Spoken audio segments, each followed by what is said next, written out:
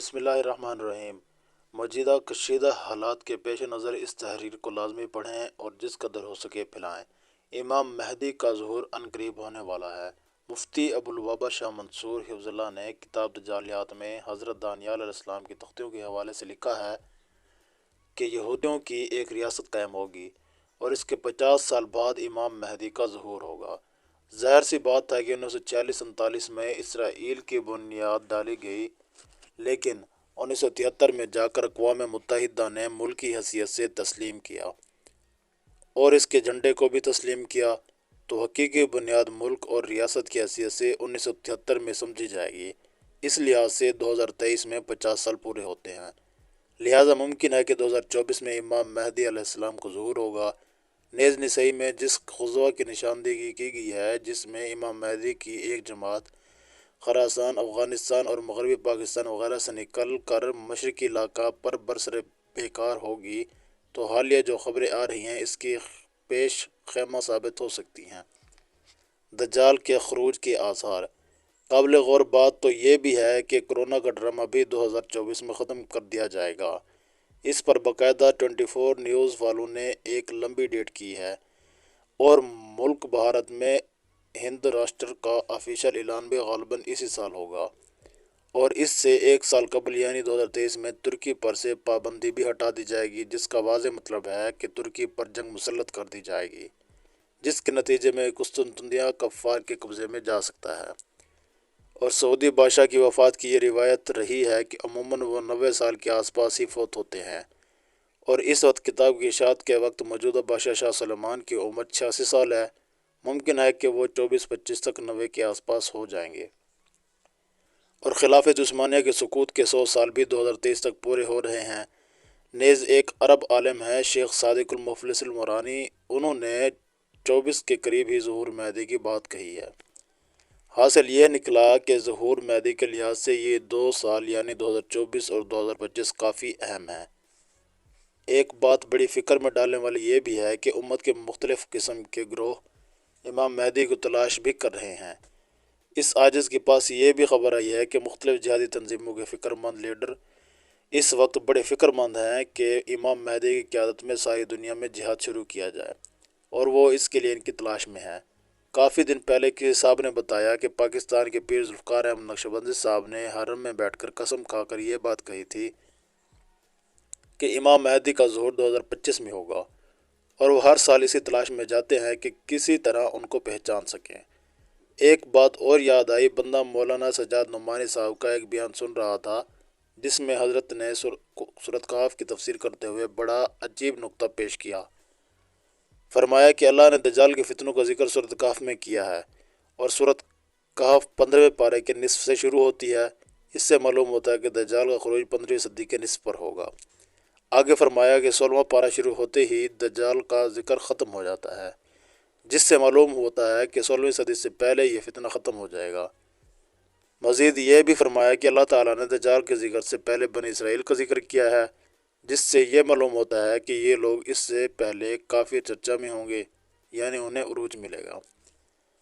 اب ہم حضرت کی ان باتوں پر غور کرتے ہیں تو اس سے بھی یہی اندازہ نکل کے سامنے آتا ہے کہ چونکہ دجال کے 15ویں صدی کے نصف میں آنے کے امکان ہے، اور حضرت مہدی اس سے تقریباً 5-6 سال قبل آئیں گے، اور اس وقت 1443 ہجری چل رہی ہے۔ 5-6 سال قبل مطلب 40-45 ہجری، جو کہ انگریزی سال کے حساب سے 2024 اور 2025 بنتے ہیں۔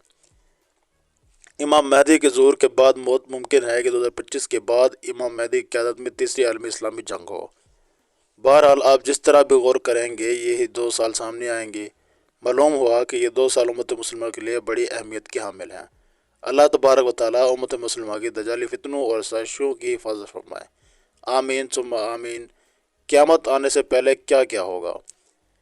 نمبر 1، پہلے سیاہ جھنڈے نکلیں گے۔ نمبر 2، پھر غزوہ ہند ہوگی۔ نمبر 3، پھر ہندوستان میں ہندوؤں کا قتل عام ہوگا۔ نمبر 4، پھر ہندوستان میں دین کے بدخواہ لوگوں کا قتل عام ہوگا، جیسے گستاخ غلامتی قادیانی وغیرہ۔ نمبر 5، پھر تیسری جنگ عظیم شروع ہوگی۔ نمبر 6، پھر قسطنطنیہ مسلمانوں کے ہاتھوں سے نکل جائے گا۔ نمبر 7، پھر سفیانی کا ظہور ہوگا۔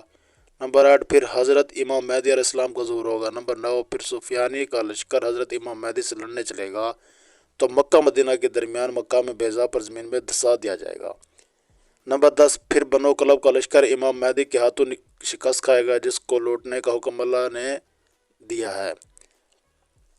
11 फिर मशरक़ से स्याह झंडे अरब की तरफ तूफान बनकर उठेंगे अरब को बचाने के लिए। सारी यहूदी नेवी मैदान में आएंगी और स्याह झंडों के हाथों बुरी तरह तबाह होंगी। नंबर 12 फिर हिजाज मुक़द्दस का मुहासरा तोड़ने के लिए खलीज फारस के नज़दीक स्याह झंडे दजालियों से बड़ा ज़बरदस्त मार्का लड़ेंगे और मुहासरा तोड़ देंगे।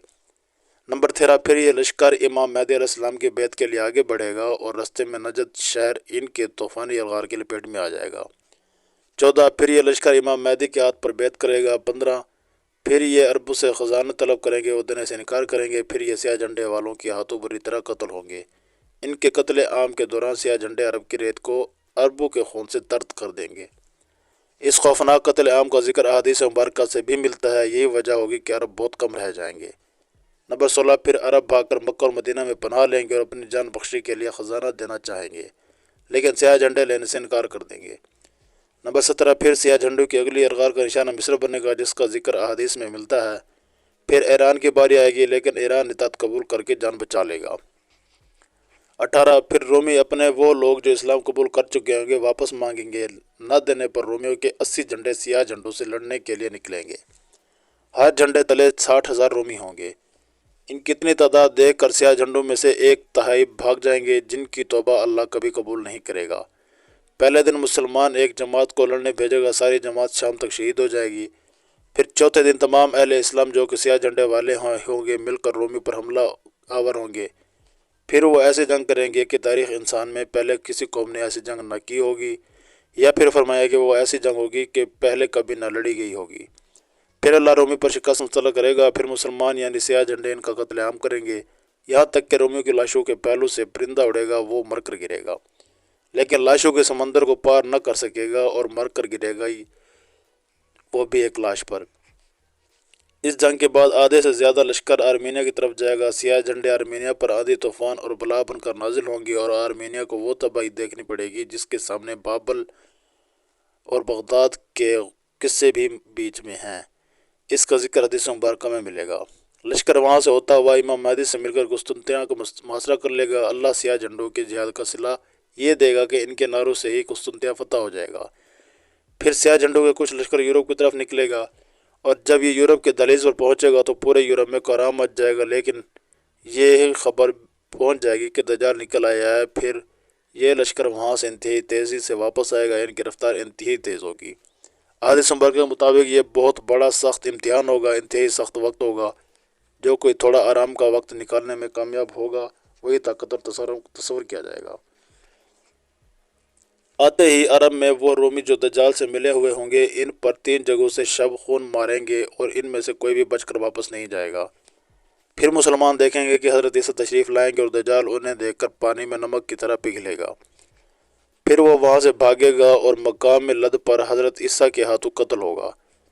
फिर यहूदियों का स्याह झंडे वाले कत्ल आम करेंगे। यही वक्त होगा जब मोमिनीन मशरिक़ से लेकर मगरिब तक फतूहात के झंडे लहरा रहे होंगे और अल्लाह ने सूरत बनी इसराइल में जो वादा फरमाया था पूरा होगा। यानी कुफर सरकशी करने वाले कोई भी बस्ती ऐसी नहीं जिसे हम रोज़ क़यामत से पहले तबाह बर्बाद न कर दें।